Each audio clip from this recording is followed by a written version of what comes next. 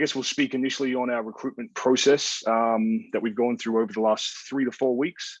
We've had an executive group that has talked to and interviewed multiple highly qualified candidates for this coveted role. I think it was evident from the beginning of the process that this opening that we had as at head coach of the Perth Wildcats was going to be highly coveted, and the quantity and quality of candidates who reached out and expressed interest from around the world, I think is further proof of how well regarded the NBL in Australia is, but even more so of how our club is thought of within the global basketball landscape. I don't think we were under any illusion that given the timing of this head coaching position opening, when Trevor left to take his Toronto Raptors appointment, that this was going to be one of the best head coaching positions available globally. And we were certainly thrilled with the candidates that we were able to get in front of, and we were able to interview. And that's led us to the hiring of Scott Morrison, who we're extremely excited to bring on board as the 14th head coach in the Perth Wildcats history. I guess real quickly, some reasons for us in going down this route and securing Scott for the next 3 seasons.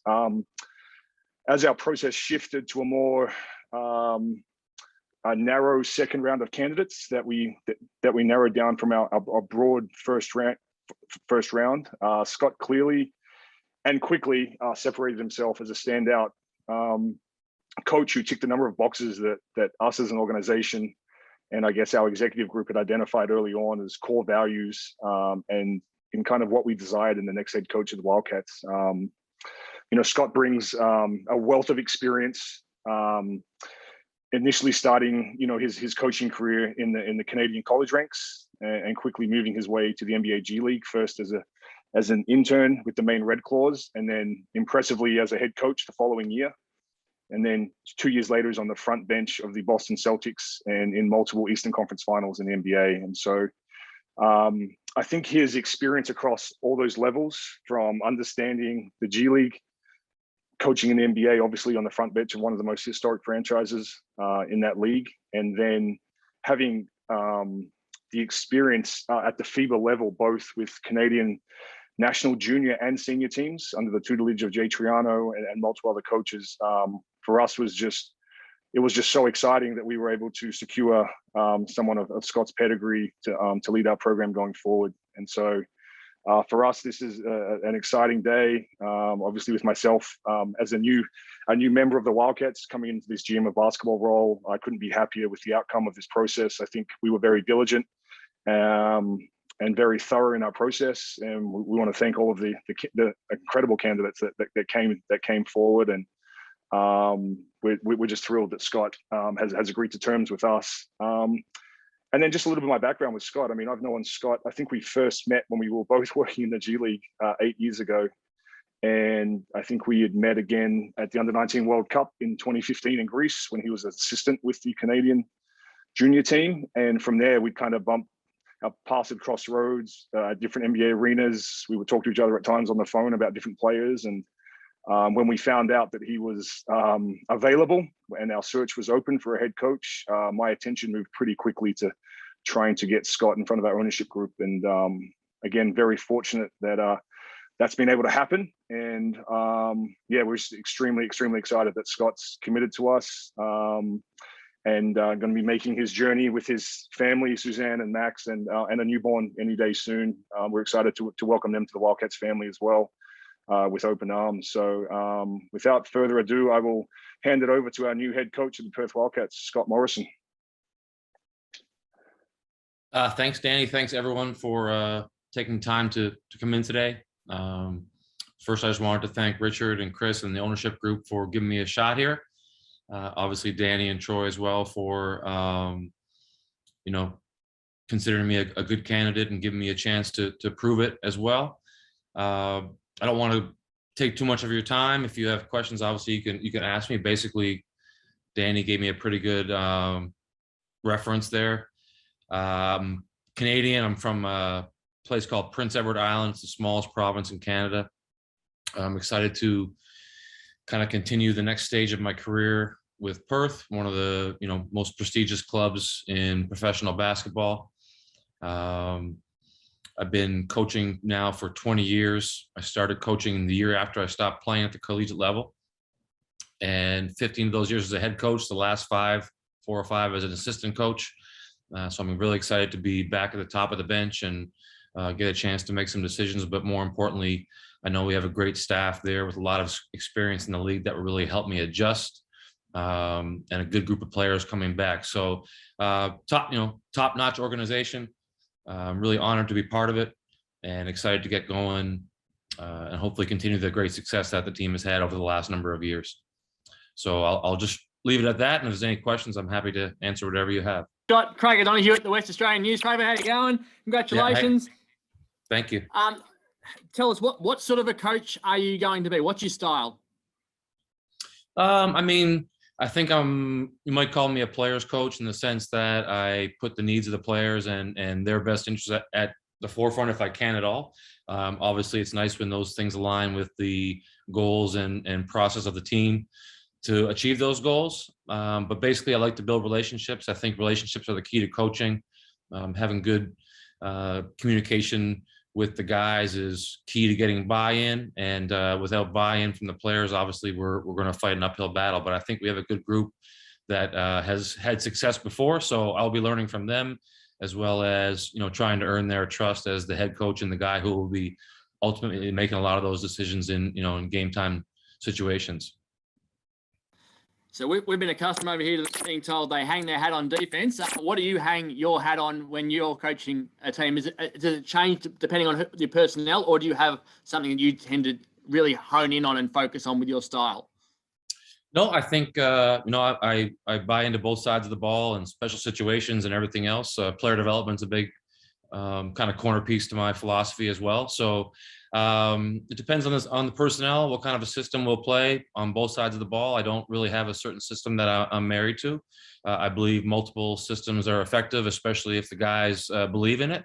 That's probably more important than anything.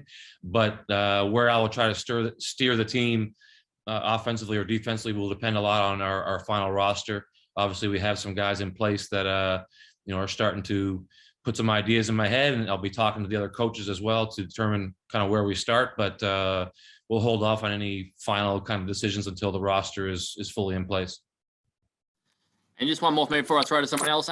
You've obviously done a lot of head coaching previously, then went to the assistant position. You've interviewed for some NBA jobs in recent months. Why wanting to go back to head coaching? What was the lure to get back into some sort of position as a head coach again? Well, there's a lot of different reasons. I think the biggest ones are just the competitive nature that I have. It's a different feeling being an assistant coach versus a head coach. Definitely when you're an assistant coach, you want to win and you put everything you have into it. But the highs and lows of winning and losing aren't the same. And I definitely miss that feeling on both sides, because without the lows, the highs aren't as sweet. And the highs are kind of what keeps you going a lot of times. Also, I feel like I've learned a lot in the last 4 or 5 years as an assistant, and I kind of want to see if I can apply some new ideas that I have, and see if I've improved as a head coach personally.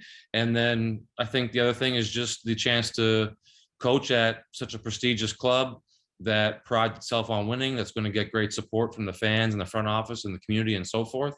As a guy who likes challenges and wants to be competing at the highest possible levels, I can't think of a better place to jump back into head coaching. Obviously, you've spoken about the great history of the Perth Wildcats. Is it nice to come to a club that is a championship contender, or would you prefer it another way? How do you see the pressures that come with coming to a club like this?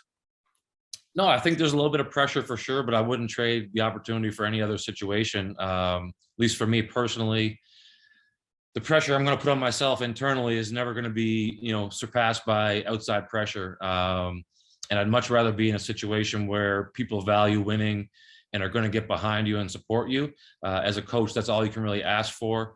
Hopefully we'll have a good enough roster where we have a shot, and then maybe I can provide a couple things that can help the guys get over the hump. But no, I mean, this is what I got into coaching for 20 years ago, for the kind of competitive rush that you get and the challenges that come with it. But at the end of the day, you want to be on the winning side, and it's hard to do that without the support and, in this case, great traditions that the club is going to bring. So although the traditions won't really help us win on November 18th, I think it'll only guarantee that we get everyone's best shot when they come into Perth or we go to their place.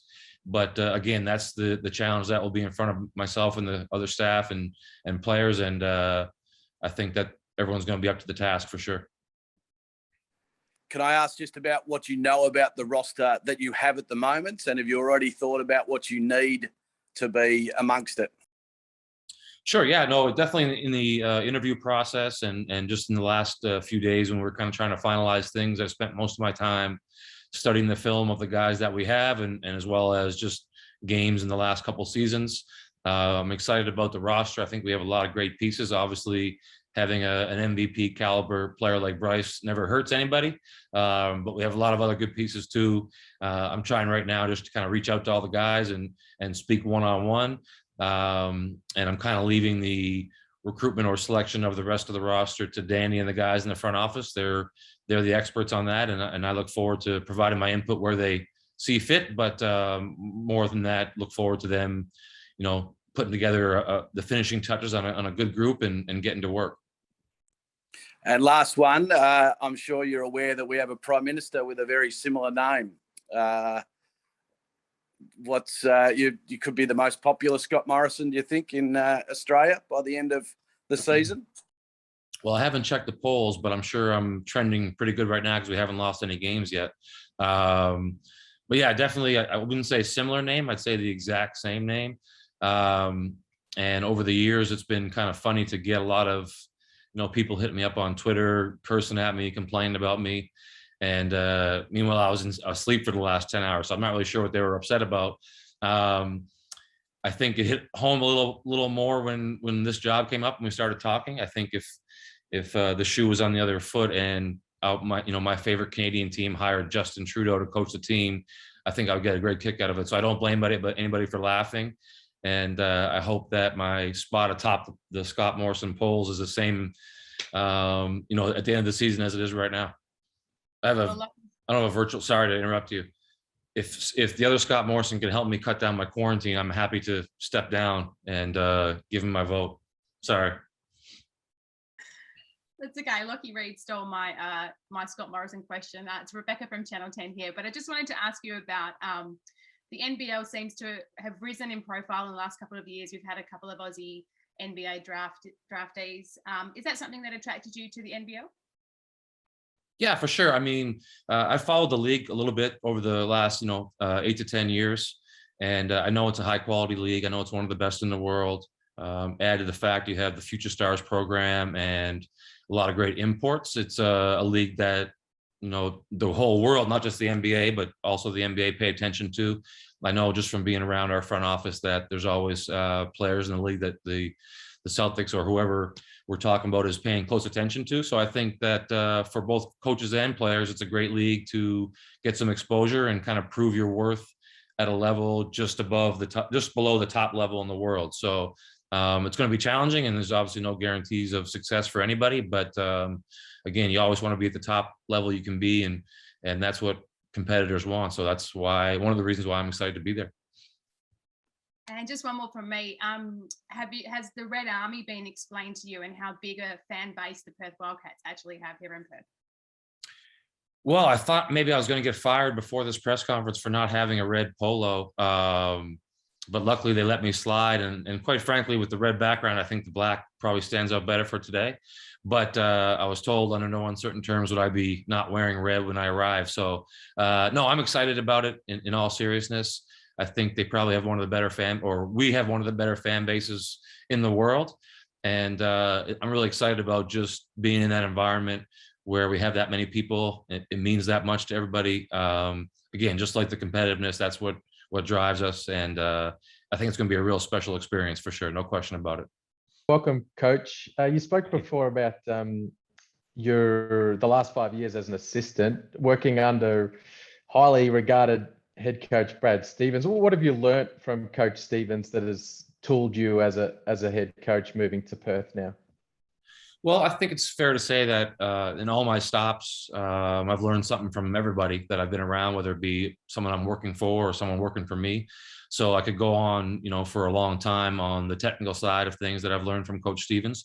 But I think the biggest takeaway that I will try to bring with me to Perth is his ability to stay calm under pressure. I've never been around a coach that can kind of stay level-headed in the most intense pressurized situations.